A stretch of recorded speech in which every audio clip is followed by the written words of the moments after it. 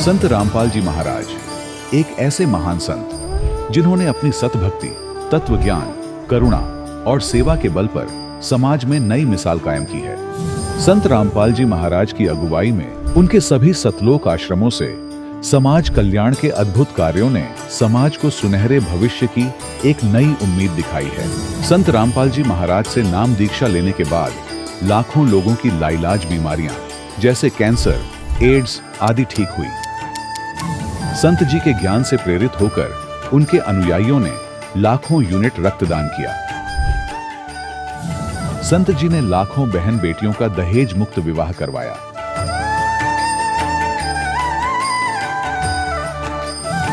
संत जी ने लाखों लोगों का नशा छुड़वाया, करोड़ों उजड़े परिवार बसे। संत जी के आश्रमों में समागम के दौरान निःशुल्क नेत्र चिकित्सा, दंत चिकित्सा प्रदान की जाती है। संत रामपाल जी महाराज द्वारा समय समय पर पर्यावरण संरक्षण के उद्देश्य से बड़े स्तर पर वृक्षारोपण किया जाता है। संत जी ने जरूरतमंदों को तत्काल राहत पहुंचाने के लिए एम्बुलेंस सेवा शुरू की।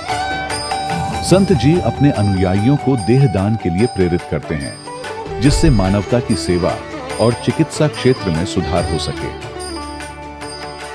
संत रामपाल जी महाराज के सभी आश्रमों में हर रोज निःशुल्क भंडारा आयोजित किया जाता है, जहां हर वर्ग, हर जाति और हर धर्म के लोग एक साथ बैठकर भोजन करते हैं।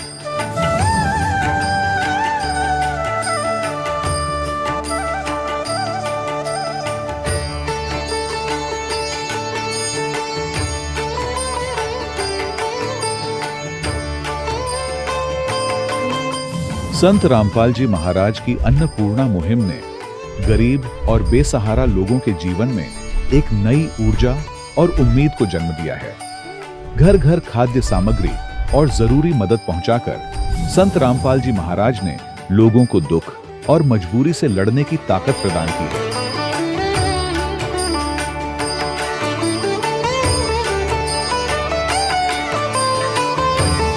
संत रामपाल जी महाराज द्वारा गरीब लोगों के लिए घर बनवाने का अद्भुत कार्य एक ऐसी मिसाल कायम कर रहा है जो सदियों सदियों संत जी की उदारता और दया भावना के तौर पर जाना जाएगा।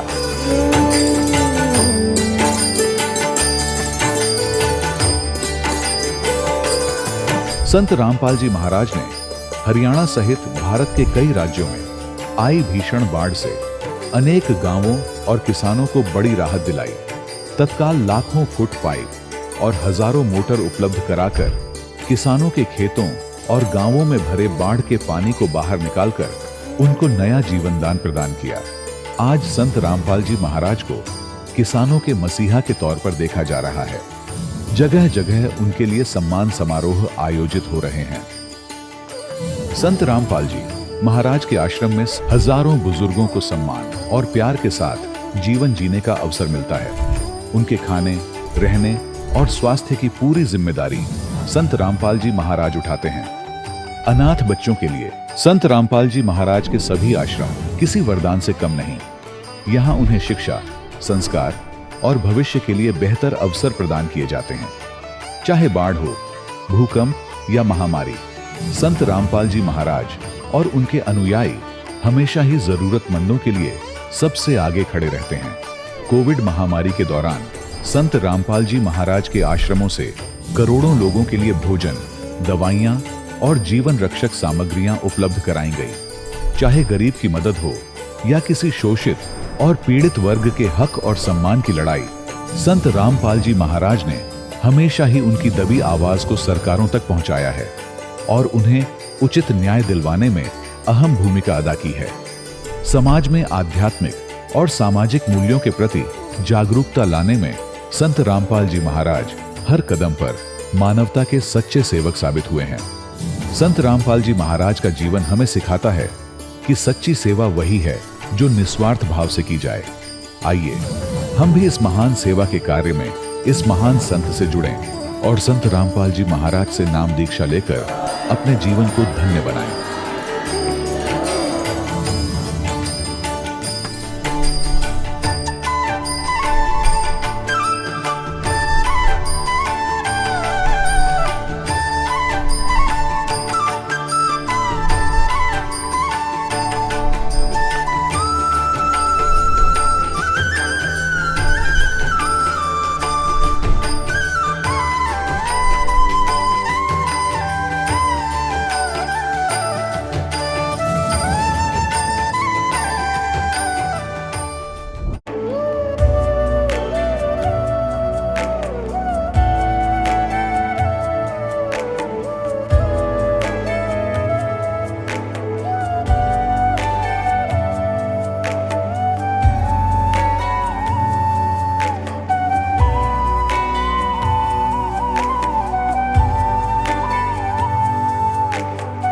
पूर्ण परमात्मा पाप कर्म दंड को भी काट सकता है। अभी तक जिस भी संत व महापुरुष से मिले, उन्होंने यही बताया कि पाप कर्म फल भोगने से ही समाप्त होगा। वो प्रभु कौन है जो पाप कर्म को काट देता है, वो काल के बंधन से छुड़वा देता है। उसका क्या नाम है, पूजा की विधि क्या है? कृपया अवश्य सुनिए जगत गुरु तत्वदर्शी संत रामपाल जी महाराज के अमृत वचन। और कुकर सुकर खरबा बोरे कौआ हंस बगारे। क्या बताया है कि आप जी ने असंग जन्म हो गए भटकता ने। अब प्रसंग चला था कि पूर्ण परमात्मा की साधना से प्रत्येक प्राणी को सुख हो सकता है। पूरे विश्व के प्राणी जितने चींटी से लेकर हाथी हैं और मानव शरीर प्राप्त है, इस परमात्मा की सत भक्ति से और इस सच्चे ज्ञान के प्रचार से सर्व प्राणी मोक्ष प्राप्त कर सकते हैं। जैसे जिनको मानव शरीर प्राप्त है उनको तो संशय है ही नहीं, यदि मर्यादा में रहेंगे और ये भक्ति करेंगे तो वो सभी पार हो जाएंगे।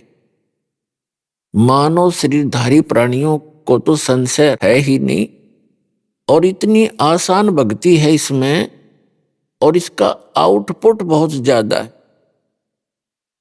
आउटपुट कैसे ज्यादा है? जो सतनाम आपको दिया जाएगा, जो आज तक रहस्य बना हुआ था, परमात्मा ने इसको छुपा के रखा था, केवल उन महापुरुषों को दिया था जिनके नाम दास ने गिनाए हैं। आदरणीय धर्मदास साहिब जी को, आदरणीय मुल्कदास साहिब जी को, आदरणीय नानक साहिब जी को, आदरणीय दादू साहिब जी को, आदरणीय गरीबदास साहिब जी, आदरणीय गीसा दास साहिब जी को, आदरणीय महर्षि रामानंद जी को।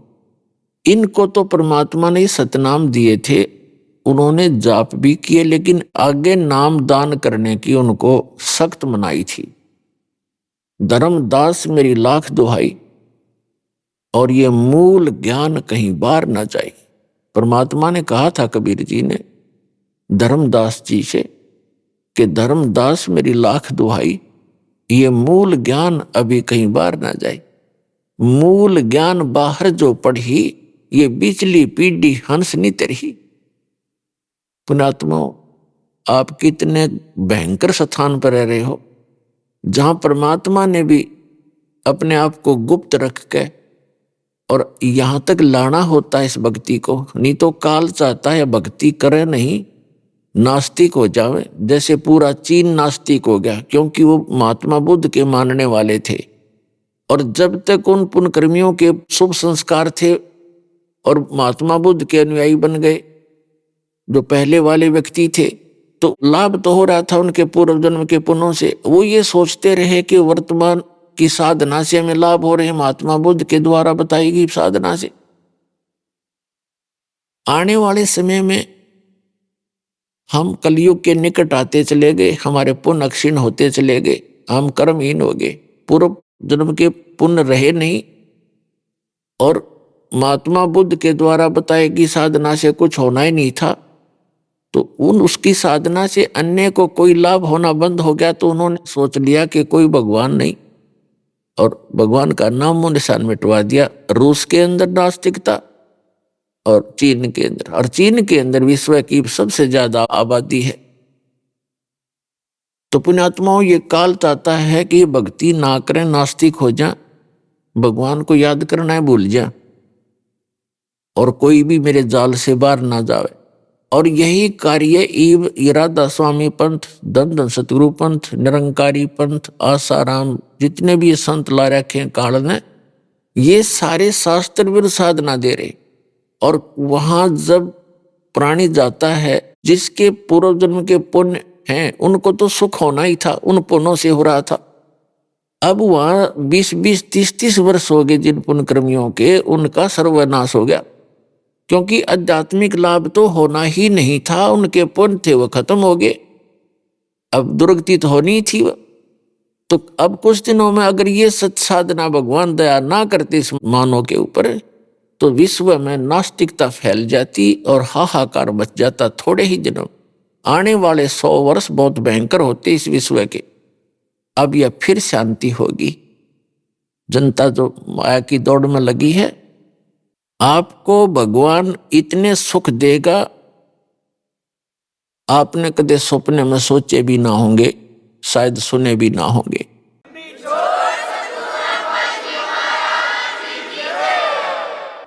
तो भगवान को इसलिए खोज रहे हम। हमारे दादे परदादे थे, भगवान के लिए मर मिटा करते थे। हजारों वर्षों तक उन्होंने साधनाएं की परमात्मा पाने के लिए। जीर्ण शीर्ण शरीर हो गए उनके। और जो भी जिस संत ने साधना बताई, जो क्रियाएं बताई, जो मर्यादा बताई, उन्होंने सिर धड़ की बाजी लाकर उनका पालन किया, लेकिन मिला कुछ भी नहीं। क्योंकि वो साधना सत्य नहीं थी, शास्त्र अनुकूल नहीं थी, वह गॉड गिवन नहीं थी, वो काल गिवन थी, इस काल की दी हुई थी। अब जो गॉड गिवन साधना इस दास के पास उपलब्ध है।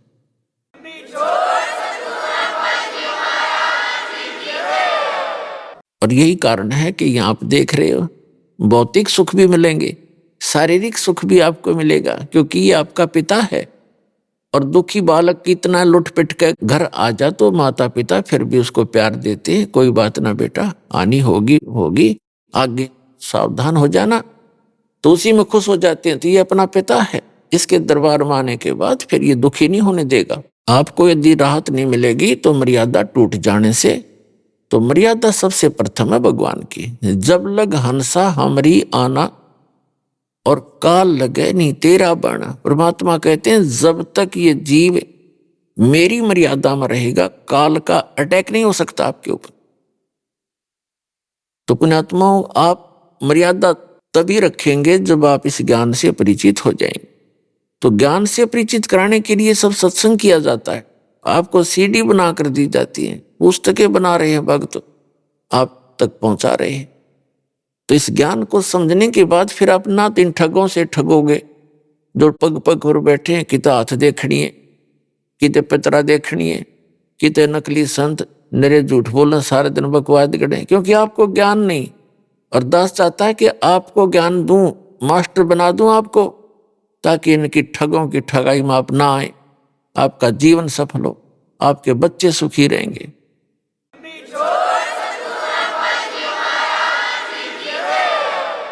तो प्रसंग चला था कि जिस समय हम परमात्मा की शरण ग्रहण कर लेंगे तो हमें सर्व सुख होगा। पुण्यात्माओं, एक सिकंदर लोधी नाम का मुसलमान राजा था, दिल्ली का बादशाह था। वो दिल्ली यानी भारतवर्ष का राजा था। जो दिल्ली का शासक होता था उसके अंतर्गत पूरे भारतवर्ष के छोटे मोटे जितने भी नवाब होते थे, राजा लोग होते थे, वो उसके अधीन होते थे। और उस समय भारत, पाकिस्तान, अफगानिस्तान, बलोचिस्तान, इराक, ईरान और गजनी तक, और ये सब भारत ही होता था। सिकंदर लोधी एक मुसलमान बादशाह था और उनका एक धार्मिक पीर था, गुरु था। पूरे भारतवर्ष के मुसलमानों का वो मुखिया था, शेख तकी। और एक विशेषता हो जाती है, एक कमजोरी हो जाती है मानव के अंदर, जो जरा सा कोई पोस्ट पद प्राप्त कर लेता है किसी भी क्षेत्र में, उसके अंदर अभिमान बहुत हो जाता है। चाहे वो धार्मिक व्यक्ति हो, चाहे वो किसी प्रशासनिक पद पर हो, उसमें स्वाभाविक है अहंकार हो जाता है। और अहंकार उस प्राणी को होता है जिसको अपनी औकात का पता नहीं, क्योंकि हम जीव हैं और जीव को जरा सा झटका नहीं उठा भगवान का या अपने कर्म का, और फिर भी हम फूले फिरते हैं। अहंकार जिसके अंदर होगा, अभिमान जहां होगा, वो पाप की जड़ होती है। दया धर्म का मूल है और पाप मूल अभिमान। और तुलसी दया ना छोड़ियो जब तक घट में प्राण। तो सिकंदर लोधी को एक असाध्य रोग हो गया जलन का। जलन का रोग ऐसा होता है जैसे कभी किसी के हाथ पर गर्म पानी या चाय गिर गई हो, और उससे कितनी भयंकर पीड़ा होती है प्राणी को। हाथ जल जाता है, फोले भी हो जाते हैं। तो जलन का रोग ऐसा ही होता है, लेकिन उसमें कहीं ऐसा चिन्ह नजर नहीं आता कि ये कोई जला हुआ है, और पूरे शरीर में ऐसी दाग लग जाती है जैसे शरीर अग्नि में डाल रखे हो। इतनी भयंकर पीड़ा उस राजा को होगी, क्योंकि जब तक पुण्य चलते हैं तो वो कितने पाप करे चाहे कितनी बकवाद करे, उसको पुण्य मिलते ही रहेंगे। ये विधान है भगवान का। और जब पुण्य नाश हो जाएंगे फिर उसकी कोई नहीं चलेगी, उसकी दुर्गति शुरू होती है। अपने आत्माओं, ये तो परमात्मा की भक्ति नहीं करते कुछ प्राणी, वो तो अब बिजली गिरी है। नहीं, पहले तकरीबन सभी भगवान में आस्था रखते थे, छोटी मोटी अपनी साधना करते ही रहते थे। तो वो जैसे सिकंदर लोधी एक मुसलमान राजा था, और 5 वक्त की नमाज कंपलसरी होती ही है। इसकी जो मुसलमान धर्म की जो साधना है, ये कुरान शरीफ के ज्ञानदाता ने बताई है। और कुरान शरीफ यानी कुरान मजीद कहो, कुरान शरीफ कहो, इसका जो ज्ञानदाता है ये ब्रह्म है। और अज्ञानता से ये मुसलमान भाई इसको पूर्ण परमात्मा मान रहे हैं, सुप्रीम गॉड मान बैठे। तो इसने जो साधना बताई थी हजरत मोहम्मद जी को, वो कौन सी बताई थी? 5 समय की नमाज, दिन में 5 बार नमाज करनी है। नमाज क्या है? स्तुति है भगवान की, परमात्मा की महिमा का गुणगान करना नमाज बोलते हैं। जैसे हम नित्य नियम करते हैं, सुबह का करते हैं, दोपहर का बता रखा है, शाम का आपको, और फिर ऐसे जैसे कई गीता जी का नित्य पाठ करते हैं, वो भी नमाज यानी स्तुति है, प्रार्थना भगवान की। और जप जी का पाठ करते हैं सिख भाई, तो वो भी नमाज ही समझो। 5 वक्त की नमाज और रोजे रखना, इनका एक रमजान का महीना मानते हैं, उस दौरान रोजे रखना, व्रत रखना और बंग देना, और ईद बकरीद के त्योहार मनाना। तो ये सभी साधनाएं, ये सभी क्रियाएं मुसलमान धर्म में कंपलसरी है, प्रत्येक मुसलमान करता है। नमाज अच्छी बात है, जैसे गीता का पाठ करना, नमाज करना। जैसे कई व्यक्ति गायत्री मंत्र जाप करते हैं, यजुर्वेद अध्याय नंबर 36 के मंत्र नंबर 3 के आगे ओम लगा करके उसका बार बार रिपीटेशन करते हैं, उसका आवर्ती करते हैं। तो वो सारा स्तुति है, प्रार्थना है, नमाज है वो। तो उस नमाज से लाभ क्या होगा? ये एक धर्म यज्ञ यानी ज्ञान यज्ञ है। ज्ञान यज्ञ का फल अलग है, उससे मोक्ष नहीं होता। जैसे ग्लूकोस है, ग्लूकोज, एक रोगी व्यक्ति को ग्लूकोज लगाई जाती है, तो ग्लूकोज जो है वो रोग नाश नहीं करती, शरीर को कुछ सहारा अवश्य देती है। और हमारा रोग नाश होगा तो ग्लूकोज कितनी चढ़ा लो, कितनी लगा दो, उससे कोई लाभ नहीं होना। वो जितना होना है वही होगा, लेकिन रोग नाश नहीं हो सकता। उसके लिए अलग ट्रीटमेंट है, इंजेक्शन, टैबलेट्स, गोलियां। तो वो मुसलमान समाज में नहीं है, वो गोली इंजेक्शन नहीं है। और जैसे हिंदू समाज के अंदर भी वो गोली इंजेक्शन कंप्लीट नहीं है। जैसे कुछ एक तो ओम नाम जपते हैं, कोई हरिंग हरिंग करता रहता है, कोई अन्य जाप करते हैं, तो वो मंत्र सही नहीं है। सही मंत्र है इस विश्व के मानव के कल्याण के लिए। कंप्लीट एक ही कोर्स है और सबको एक ही रोग है, जन्म और मृत्यु का। तो उसके लिए केवल एक कंप्लीट कोर्स है जो इस दास के पास उपलब्ध है, तो उससे आपका मोक्ष होगा।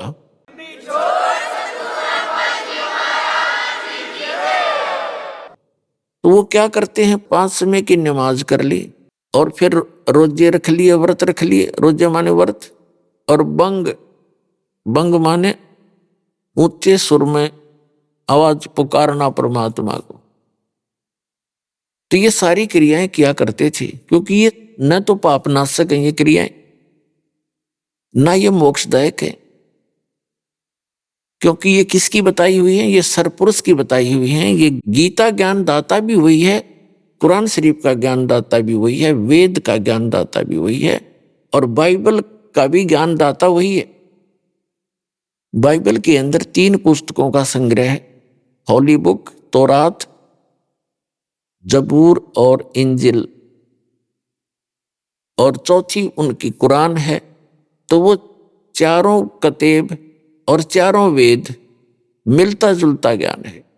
चारों वेदों का सारांश श्रीमद् भगवद गीता।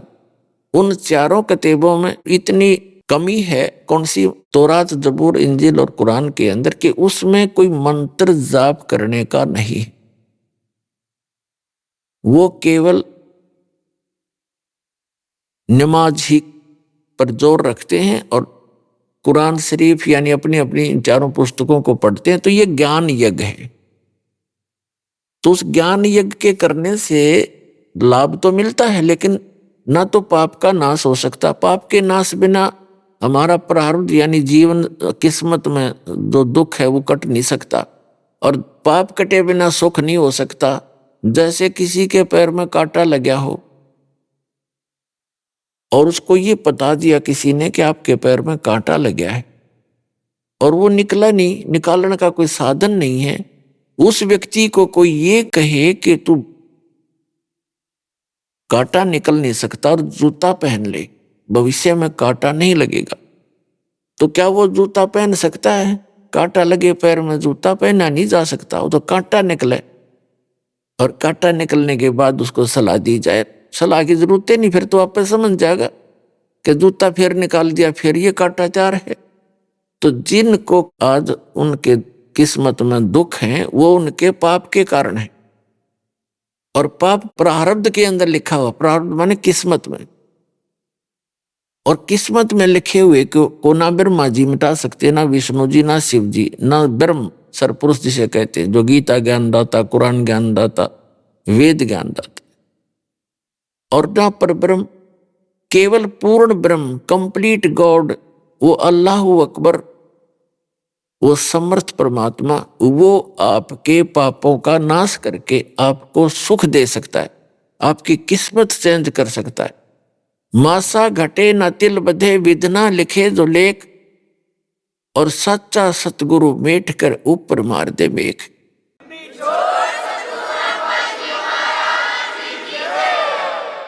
अब सच्चा सतगुरु, क्योंकि अब सतगुरु भी नकली बहुत हो गए, इसलिए सच्चा सतगुरु बोला गरीबदास जी ने। और सतगुरु कौन होता है? विश्व में एक ही होता है।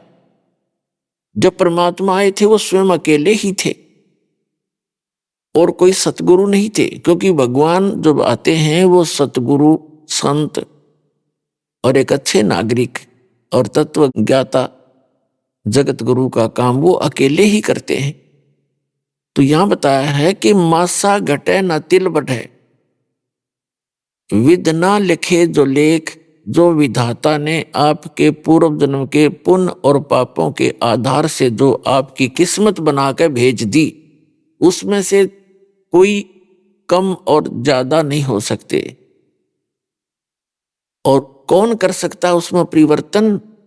वो पूर्ण परमात्मा, समर्थ, वो कबीर गॉड है, गॉड कबीर, वो अल्लाह अकबर, वो कंप्लीट परमात्मा, पूर्ण ब्रह्म, वो कर सकता है। और उसने उसका करने का तरीका बता रखा है। तो करने का भाव ये है कि कंप्लीट जो पूजा की विधि है वो इस दास के पास है। जैसे अज्ञान इसी को कहते हैं। जैसे ये सतलोक सचखंड की महिमा बताने वाले जितने भी संत पंथ ग्रंथ बने हुए हैं, इनके अपने ग्रंथ, वह वो कहाँ धोखा खा गए, कहाँ मार खा ली उन्हें। वो कहते हैं कि जो हमने तो इन ब्रह्मा विष्णु महेश से कोई लेना देना नहीं, और न ही हम इनका जाप करें। हमने वेदों की आवश्यकता नहीं, हमने गीता भी नहीं देखनी, पोथी तो थोथी होती है। पुण्यात्माओं, ये अज्ञानता का एक हिस्सा है, तत्वज्ञानहीनता का एक पार्ट है, हिस्सा है, भाग है। जब तक हम इस पूरे अध्यात्म ज्ञान को नहीं समझते। गीता एक अनमोल ग्रंथ है। पुण्यात्माओं, जैसे दास ने बताया है कि ये जो वेदों का ज्ञानदाता भी सरपुरुष है और गीता जी का भी ज्ञानदाता यही है। इसने श्री कृष्ण में प्रवेश करके बोला। और बाइबल का ज्ञानदाता भी यही है, कुरान शरीफ का ज्ञानदाता भी। अब कारण क्या है कि इसने जो वेदों में ज्ञान दिया, फिर गीता जी में दिया, ये सबसे पहले का ज्ञान है। उसके बाद उसने अन्य दूसरों में उसको रिपीट नहीं किया बार बार। जो अन्य ज्ञान उसने दिया बाइबल के अंदर, कुरान शरीफ के अंदर, उन चारों किताबों में, तो वो बार बार वो ज्ञान नहीं दिया जो पहले वो दे चुका था। फिर उसने समय अनुसार जहां पर जो प्राणी रहते थे उनको वहां जीवित रखने के लिए, अपने खाने के लिए, वो खुद खाता है हमारे को, ये शरीर यहाँ रह जाता है। सारे जीवन में जो भी हम अटपट करते हैं, जो भी खट्टे मीठे पदार्थ खाते हैं या नशा करते हैं, वो हमारा सूक्ष्म शरीर के अंदर एक और शरीर है, उसके अंदर लिप्त हो जाते हैं। आप देखते हो पूरे विश्व में हुक्का, शराब, तम्बाकू और भूकी, क्या क्या डग्गा खाने लग गया प्राणी। ये खाने की चीज है। ज्यादा पैसे हैं, काजू खा ले, किशमिश खा ले, सेब संतरे खा ले, खीर बना ले, हलवा बना ले। उधर रुचि ना जाती कुबाड़ खाने को और ये बकवाद करने को क्यों जाती है? क्योंकि इसका प्रेशर है। ये मन इसका दूत है, एजेंट है। ये बकवाद खोज लेगा 1 मिनट में। बताओ, हुक्का बनाया तो किस तरह इसके बना के इसके सारा सिस्टम, फिर हुक्का चलम और तम्बाकू, ये बकवाद क्यों करी? क्योंकि इसने करवाई। और ये ज्यादा जितना प्राणी गलत काम करेगा, गलत आहार करेगा, इसका टेस्ट बनता है। तो ये जैसे इन अन्य पुस्तकों के अंदर पुराण है और अन्य कुरान है, बाइबल है, इनमें मांस खाने का भी इसने प्रावधान कर दिया। क्यों? इसने तो इनको जीवित रखना है, किसी तरह रहो, पाप करो चाहे कुछ करो, तेरा आहार बना रहे। और जिसमें वेद और गीता बोली गई थी, उस समय पूरी पृथ्वी पर फलदार वृक्ष थे। ये सामक आपने देखा होगा, सामक एक घास होता है। आजकल का तो बाजरा नहीं है इतने मोटे, जो उस समय ये सामक इतना मोटा होता था। और एक बार झाड़ ले, 2 मार के पाड़ के 2 बार झाड़ ले, इतना निकलाता था और उसको खाते थे। ऐसे बाजरा गेहूं भरे रहते थे। गए झाड़ा तोड़ा खाया, फल तोड़े खाए, मांस खाने की आवश्यकता ही नहीं थी। और जितने हमारे कर्म घटते गए, संस्कार घटते गए, कम पुण्यकर्मी प्राणी पृथ्वी पर जन्म होता गया, उसी तरह से उनके अनुकूल ही ये सुविधाएं समाप्त होती चलेगी। फिर ये मांस खाने लगे। मांस खाने की चीज है, हुक्का पीने की वस्तु है, तम्बाकू ऑक्सीजन की आवश्यकता है इस बॉडी को, और इसमें ठोक कार्बन डाइऑक्साइड जबरदस्ती। तो ये इस तरह की जो हमारी क्रियाएं जीव के बस की बात नहीं, युग काल करवावे है। इस काल से बचने के लिए हमने एक समर्थ का सहारा चाहिएगा। वो समर्थ कबीर साहब है।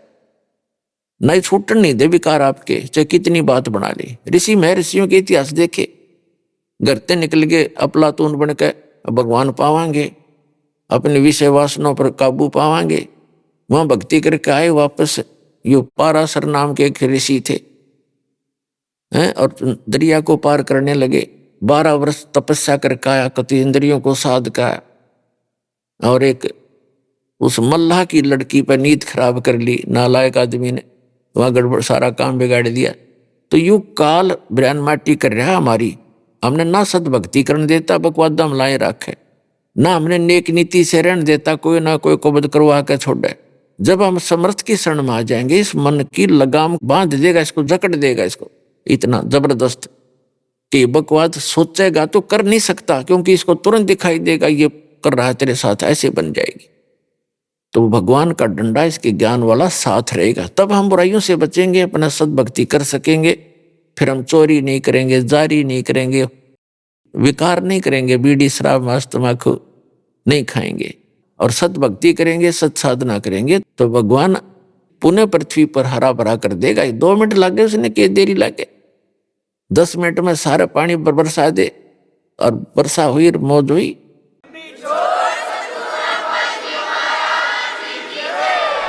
तो कहने का भाव ये है कि हम जो साधना करते हैं, तो ये वेद और गीता के अंदर तो ज्ञान है, ये एक विशेष ज्ञान है। और वेदों का ज्ञान परमात्मा ने इस सरपुरुष के अंतःकरण में बाई फोर्स फीड किया था। वेद ज्ञान 5 वेद दिए थे दाता। जब इसके अंतःकरण से ये 5 वेद बाहर आए समय आने पर, जैसे परमात्मा ने सतलोक से इसके शरीर में ये 5 वेद वहां से फैक्स कर दिए। अपने आत्माओं, यदि आज से 10, 20, 50 वर्ष पहले ये बात दास कहता कि सतलोक से 4 वेद और इस काल भगवान के ब्रह्म के अंतःकरण में भगवान ने भेज दिए, तो ना दच्चा किसी के, आज आसानी से समझ में आ जाए। क्योंकि आप देख रहे हो कहाँ से फैक्स करते हैं, फिल्म की फिल्म ईमेल के माध्यम से पता नहीं कहाँ की कहाँ पहुंच जाती है, कोई वायर नहीं बीच में। तो यही आध्यात्मिक ज्ञान को समझने के लिए यह टेक्निक आपका बहुत सहयोग देगी। तो जो समय आने पर जब वो बाहर आई, मालिक ने समय फिक्स कर दिया कि इस समय सृष्टि उत्पन्न हो लेगी, और मनुष्यों के लिए ये ज्ञान भेज दिया भगवान ने कि तुम यहां अगर सुख चाहते हो तो ऐसे साधना करना। तो वेदों का जो ज्ञान है वो मैट्रिक तक का है, 10वीं कक्षा तक का, 4 वेदों का। और 5वां वेद जो था वो इनसे हटकर ज्ञान था। तो इस काल भगवान को पता चला कि इस ज्ञान का यदि इन प्राणियों को पता लग गया कि यहां से हटकर कोई और सुख स्थल है, और जहां ना बुढ़ापा है, वृद्ध अवस्था नहीं है, वह मृत्यु नहीं है, तो ये एक भी नहीं रहेगा, यहां पर सब चले जाएंगे। तो उसने जो विशेष डिटेल दे रखी थी भगवान ने, वो पोर्शन निकाल दिया। लेकिन कितना निकाला है, फिर भी इसमें काफी हिंट रह गए, क्लियर नहीं था। जैसे गीता अध्याय नंबर 18 के श्लोक नंबर 62 में गीता ज्ञानदाता कहता है कि अर्जुन, तू सर्वभाव से उस परमेश्वर की शरण में जा, उसकी कृपा से तू परम शांति को और सनातन परम धाम को प्राप्त होगा। अब 8वें अध्याय के प्रथम मंत्र में अर्जुन ने पूछा कि आप जी ने 7वें अध्याय के 29वें मंत्र में श्रीमद् भगवत गीता में बताया है कि तत्ब्रह्म को जानकर सारे अध्यात्म से परिचित प्राणी, सब कर्मों से परिचित व्यक्ति, साधक केवल जरा और मरण से छूटने का ही प्रयत्न करता है, वो यहाँ की किसी वस्तु की डिमांड नहीं करता। तो वो किम तत्ब्रह्म, 8वें अध्याय के प्रथम मंत्र में पूछा, वो तत्ब्रह्म कौन है, क्या है? तो उसने हिंट दे दिया 8वें अध्याय के 3रे मंत्र में कि वो परम अक्षर ब्रह्म है, वो गीता ज्ञानदाता से अन्य है, वो सुप्रीम पावर है, वो कंप्लीट गॉड है, पूर्ण परमात्मा है। तो उसका ज्ञान गीता ज्ञानदाता को नहीं और वेद ज्ञानदाता को नहीं, क्योंकि गीता ज्ञानदाता, वेद ज्ञानदाता, कुरान शरीफ का ज्ञानदाता, तौरात, जबूर और इंजिल यानी बाइबल का ज्ञानदाता वही है। उसने 4थे अध्याय के 34वें श्लोक में श्रीमद् भगवत गीता में कह दिया कि उस तत्व ज्ञान को जो परमात्मा स्वयं आकर बताता है अपने मुख कमल से। 4थे अध्याय के 32वें श्लोक में कहा है कि अर्जुन, जो ज्ञान मैंने अभी तक इस 4थे अध्याय में तुझे बताया, 32 में से पहले तक, कोई कुछ साधना करता है, कोई देवताओं की पूजा करता है, कोई व्रत रखता है, कोई यज्ञ करता है, कोई आसन करता है, कोई केवल स्वाध्याय ही करता रहता है। ये जो ज्ञान है वो कर तो रहे हैं अपने अपने ज्ञान को ठीक मान करके, पाप नाशक जान करके, लेकिन उस सच्चिदानंद घन ब्रह्म के द्वारा अपने मुख कमल से जो ज्ञान विस्तार के साथ कहा गया है वो तत्व ज्ञान है। उसमें बहुत डिटेल दे रखी है और वो है तत्व ज्ञान। चौथे अध्याय के 33वें श्लोक में कहा कि अर्जुन, एक आंख मीच के अंधाधुंध कोई की धर्म यज्ञ कर दी, जैसे द्रव्य यज्ञ। द्रव्य यज्ञ का अर्थ होता है जो धन से होने वाली भंडारे हैं, कित गौशाला कित पाठशाला बनवा दी, कहीं कंबल बांट दिए, कित गंगा के किनारे भंडारे कर दिए। कहते हैं ऐसे बगैर सोचे समझे जो क्रिया तुम करते हो उससे श्रेष्ठ ज्ञान यज्ञ है। पहले उस ज्ञान को समझो अच्छी तरह और फिर धर्म पुण्य जो करना है उस अनुकूल करो। उस अध्यात्म ज्ञान तत्व ज्ञान में बताए गए मार्ग अनुसार फिर धर्म करो तो लाभ होगा। तो चौथे अध्याय के 34वें श्लोक में कहा कि अर्जुन, उस तत्व ज्ञान को जिसमें डिटेल के साथ अध्यात्म मार्ग बताया गया है और वो भगवान ने स्वयं आकर बोला है अपने मुख कमल से, उस परम अक्षर ब्रह्म ने, वो तत्व ज्ञान, उस तत्व ज्ञान को तू तत्वदर्शी संतों के पास जाकर समझ। अब उनको दंडोत प्रणाम करने से, कपट छोड़कर विनम्र भाव से, सरलता से प्रसन्न करने से वो तत्वदर्शी संत तुझे उस तत्व ज्ञान का उपदेश करेंगे। तो ये गीता ज्ञान दाता से अन्य कोई परमात्मा है और अन्य ही ज्ञान है। नहीं तो एक अध्याय और लिख देते गीता जी में कि उसमें पढ़ दे भाई 19वें अध्याय में, तो वो है नहीं उसमें। ऐसे वेद में यजुर्वेद अध्याय नंबर 40 के मंत्र नंबर 10 में वेद ज्ञानदाता स्वयं कहता है कि कोई तो परमात्मा को संभवात कहते, संभवात्मा ने जन्म लेकर, जैसे अवतार रूप में मानते हो राम कृष्ण आदि जितने अवतार मानते हो, और कोई कहता असंभवात कि वो जन्म लेता ही नहीं, जन्मा है। तो ये जानकारी तत्वदर्शी संत बताओगे, उनसे सुनो। तो ना तो वेद के अंदर वो ज्ञान कंप्लीट और ना गीता जी में।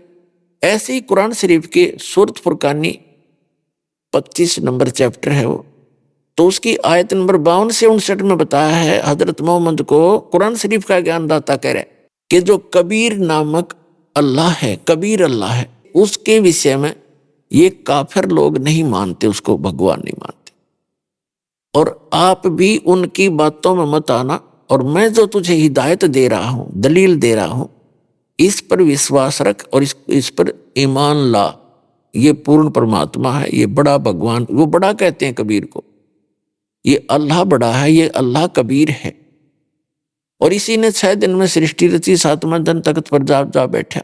ये अपने बंदों के गुनाहों का नाश करने वाला है। और उसकी खबर किसी बाखबर से पूछो,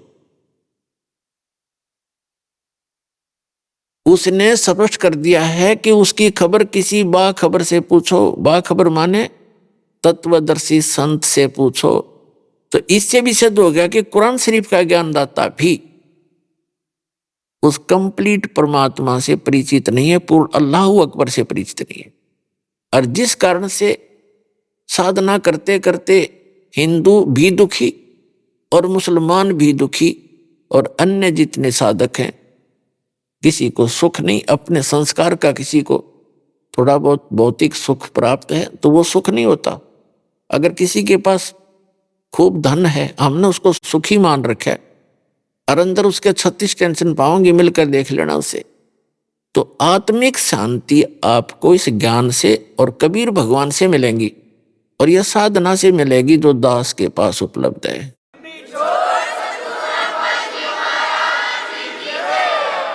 आपको आत्मिक शांति, भौतिक सुख, शारीरिक सुख और पूर्ण मोक्ष मिलेगा। तो इसके अभाव से जो साधना मुसलमान धर्म के अंदर चल रही थी, सिकंदर लोधी उन सभी साधनाओं को करते करते भी अपने पाप कर्म के कारण इतना असाध्य रोगग्रस्त हो गया कि हाय तौबा मची हुई थी उसकी जीव को। उसने अपने मौलवी, मुल्ला, काजियों, बड़े बड़े संतों, साधुओं से भी संपर्क साधा। बड़े बड़े वैद्य, जिनको यहां तक कह दिया था कि जो तुम मांगोगे धन उतना ही दे दूंगा, मेरा रोग नाश कर दो, सब व्यर्थ रहा, ऑल इन वैन। हिंदू संत साधु फकीरों से भी सारे जंतर मंत्र करवा लिए, ऑल इन वैन। तो पुण्यात्मा मुसलमान भाई तो किस्मत मानते नहीं, प्रारब्ध बहुत नहीं मानते कि पूर्व जन्म के पाप होंगे तुम्हारे।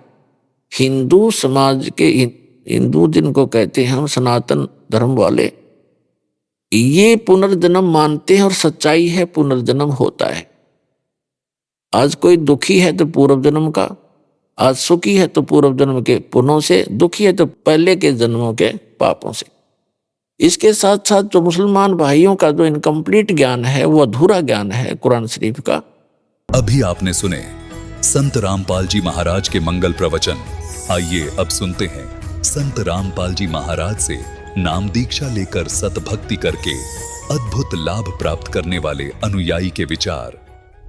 दर्शकों, मनुष्य अपने जीवन में दिन रात पूजा पाठ, व्रत उपवास, भजन कीर्तन तथा अन्य सभी प्रकार की पारंपरिक भक्ति साधनाएं करता है, लेकिन फिर भी उसकी समस्याओं का समाधान न हो तो फिर उसके मन में यही सवाल उठता है कि आखिर मैंने ऐसी क्या गलती कर दी है जो मेरे जीवन में न सुख है और न ही शांति। दर्शकों, ऐसी ही कहानी थी मध्य प्रदेश के रहने वाले मनोज कुमार कुदारी जी की।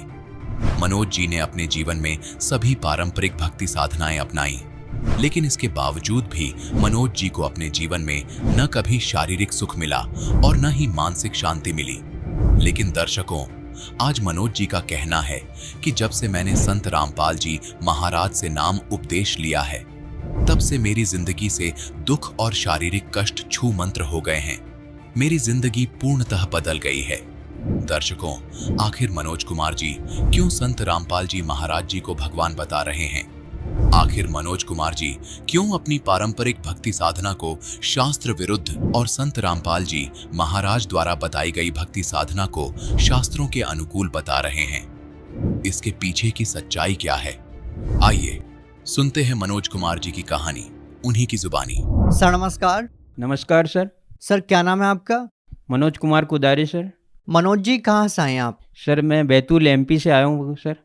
सर संत रामपाल जी महाराज से नाम दीक्षा लेने से पहले आप क्या भक्ति साधना करते थे? सर सारे देवी देवताओं जो पहले से करते चले आए थे वही देवी देवताओं की भक्ति करना, गणेश जी बिठालना, दुर्गा जी बिठालना और सावन के महीने भर रामायण पढ़ना। और सिंगा जी महाराज से हमने नाम उपदेश भी ले रखा था। सर सिंगा जी महाराज जो नाम दीक्षा देते थे वो शास्त्रों में प्रमाणित नहीं थे और वो पूर्ण गुरु भी नहीं थे और नाम दीक्षा देने के अधिकारी गुरु भी नहीं थे। उनसे नाम दीक्षा लेके ना तो कोई लाभ हुआ, कुछ भी नहीं हुआ, मतलब नॉर्मली चल रहा था। तो सर जब आपने संत रामपाल जी महाराज से नाम दीक्षा ली तो आपको क्या लाभ मिला? सर मैं देवी देवताओं की भक्ति तो हम कर ही रहे थे और गुरु भी बना ही रखा था। उसके करते करते सर मेरा हार्ट डॉक्टर ने बताया था कि बचपन से एक वाल्व आपका सिकुड़ रहा है, उससे धीरे धीरे आपका वाल्व पूरा सिकुड़ जाएगा। और मेरे को पैदल चलने में भी दिक्कत होती थी, खांसी आती थी, खांसी के साथ ब्लड आ जाता था, खून आ जाता था। फिर डॉक्टरों को दिखाया, बैतूल में लश्करे डॉक्टरों को दिखाया, भोपाल में मेमोरियल हॉस्पिटल में दिखाया, तो उनने बताया कि ऑपरेशन करना पड़ेगा आपका वाल्व का और हो सकता है तो कृत्रिम वाल्व भी लगाना पड़ेगा आपको।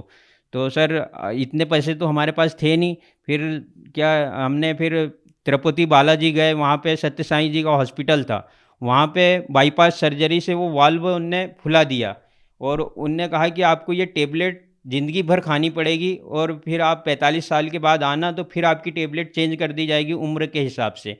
तो टेबलेट तो आपको खाना ही पड़ेगा और कोई भी हार्ड काम, मेहनत का काम आप नहीं कर सकते हो, नहीं तो आपका वाल्व फिर से सिकुड़ जाएगा और गोली बंद नहीं करनी है आपको। वाल्व आपका ज़्यादा सिकुड़ गया तो ऑपरेशन होगा और ऑपरेशन में भी रिस्क नहीं और लाइलाज बीमारी थी और ये कभी भी मतलब आपकी मृत्यु हो सकती थी। और मैं बहुत ही दुबला हो गया था, सिंगल हड्डी हो गया था, मतलब वो दवाई को लेते लेते और हार्ट की परेशानी से, और खून भी आ जाता था। फिर वहाँ पे उनने बाईपास सर्जरी की और टेबलेट खाने के लिए बोला। टेबलेट मैंने 2 साल तक खाई सर, और फिर भोपाल में रहता था, वो टेबलेट खा खा के मैं परेशान हो गया था। फिर मैंने संत रामपाल जी महाराज की ज्ञान गंगा पुस्तक पढ़ी और पुस्तक पढ़ने के बाद मैंने गीता, रामायण, ये वेद पुराण सब पहले ही से पढ़ रखे थे। और फिर मैंने सोचा भगवान तो यहाँ है, हमको अभी तक ये पूजा करने से लाभ क्यों नहीं मिल रहा है।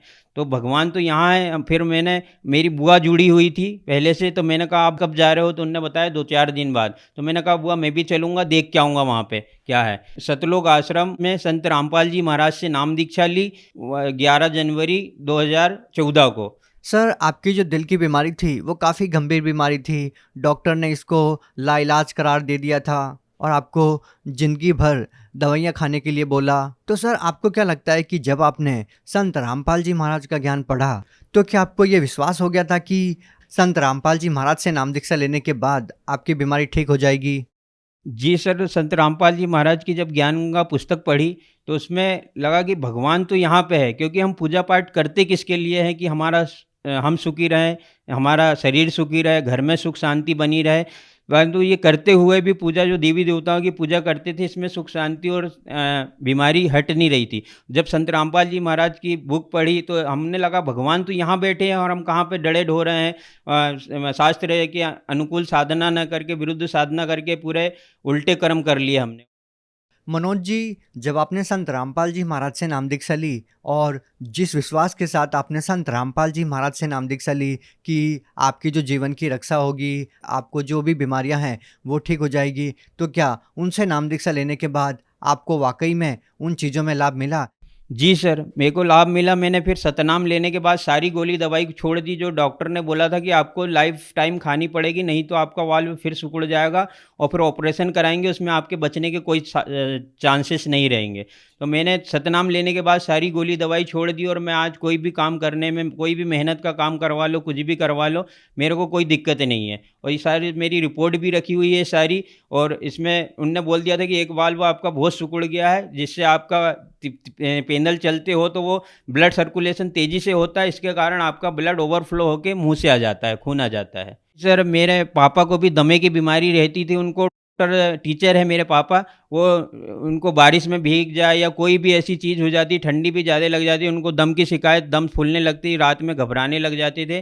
वो भी दिन रात पूजा करते थे, 5-5 आरतियाँ करते थे, उनको भी कोई लाभ नहीं हो रहा था। मैंने गुरुजी की दया से सतलोक आश्रम में मैंने नाम दीक्षा ली संत रामपाल जी महाराज से। फिर मम्मी पापा को भी बोला कि आप भी चल के देखो, नाम मत लेना, बस देख लो। उनने वहाँ जाते ही से वहाँ जाकर माहौल जो देखा और फिर गुरुजी से नाम दीक्षा ले ली बिना पूछे कि भाई भगवान तो यहाँ पे बसते हैं। फिर नाम दीक्षा लेने के बाद उनको भी सारी जो दमे की शिकायत थी, मम्मी के घुटने में दिक्कत थी, सारी प्रॉब्लम उनकी भी दूर हो गई मम्मी पापा की, संत रामपाल जी महाराज से नाम दीक्षा लेने के बाद। सर, मेरे को भी गुटखा खाने की आदत बहुत थी। सर, मैं भी गुटखा छोड़ ही नहीं पा रहा था। पुड़िया, गुटखा की पुड़िया बनाता था, फेंक देता था। मेरी मम्मी ने कसम भी दे दी थी कि मेरी कसम है अब मत खाना। कसम भी खा ली थी माँ की, परंतु फिर भी गुटखा छूट नहीं रहा था। तो संत रामपाल जी महाराज के वहाँ पे गए, वहाँ का व्यवहार देखा, वहाँ सब भक्तों को देखा, सब मतलब, तो सर मेरा गुटखा नहीं छूट रहा था। फिर मैं वहाँ पे गया, 3 दिन मैंने नाम दीक्षा ली और 3 दिन सत्संग सुना। बाहर निकला तो मेरे को पता ही नहीं चला कि मेरा गुटखा कब छूट गया। मनोज जी, जैसे कि आपने बताया कि संत रामपाल जी महाराज से नाम दीक्षा लेते ही आपका नशा छूट गया, क्या संत रामपाल जी महाराज ने आपका नशा छुड़वाने के लिए आपको कोई दवाई या कोई जड़ी बूटी दी या कोई तंत्र विद्या की, जिसको करने के बाद आपका नशा छूट गया? नहीं सर जी, ने संत रामपाल जी महाराज ने कोई दवाई नहीं दी। उनके जो मंत्र थे शास्त्र के अनुकूल थे, उनमें पावर था, और वो मंत्र के जाप से ही सारी विकृतियां, हमारी बुराइयों को दूर हो जाता है, क्योंकि भगवान तो वही है जो सारी बुराइयों को दूर कर दे। और बाकी से हमने बाकी संतों के पास देखा कि वो भक्ति भी करते हैं, गुटखा भी खाते हैं, दारू भी पीते हैं, शराब भी पीते हैं और लड़ाई भी करते हैं। जबकि संत रामपाल जी महाराज के आश्रम में जाके देखा कि वहाँ सब भगत हाथ जोड़ के बात करते, भले वो प्रधानमंत्री हो या कलेक्टर हो, सभी एक ही जगह पे बैठ के खाएंगे, सभी के लिए समान, मतलब सबके लिए समान, कोई बड़े छोटे की कोई अलग से लाइन नहीं होती है, सभी के लिए समान व्यवहार किया जाता है। और वहाँ का माहौल देख के लगा कि स्वर्ग तो यहाँ बसता है, मतलब सतलोक तो यहाँ है। आप भगत समाज को क्या संदेश देना चाहते हैं? सर, भगत समाज से मैं प्रार्थना करना चाहता हूँ कि संत रामपाल जी महाराज के यूट्यूब, फेसबुक और इंस्टाग्राम सभी पर संत रामपाल जी महाराज के सत्संग आते हैं, उनमें नंबर आते हैं गुरुजी के। आप वो नंबर पे लेके नज़दीकी नामदान सेंटर पे नाम दीक्षा लेकर अपना कल्याण करा सकते हैं। जी धन्यवाद। जी धन्यवाद सर।